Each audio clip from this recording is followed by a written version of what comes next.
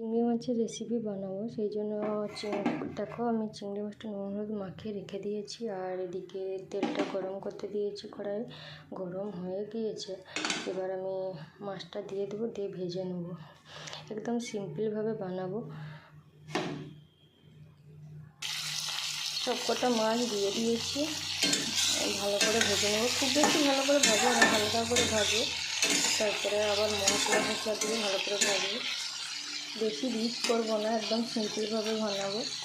গরম ভাতের সাথে খেতে খুব ভালো লাগবে। দেখো মাছটা আমার ভালোভাবে ভাজা হয়ে গেছে। আমি এইভাবে ছোটো ছোটো টুকরা করে নিয়েছি। তোমরা চাইলে এরকম করতে পারো, নয়তো গোটায় রাখতে পারো, ঠিক আছে। বাট আমি এরকম করে নিয়েছি, মাছটা ভালোভাবে ভাজা ভাজবে সেই জন্য। এরপর আমি এর মধ্যে দিয়ে দেবো টমেটো কুচি। দেখো টমেটো ছোটো ছোটো টুকরা করে রেখেছিলাম, ওটা দিয়ে দিই।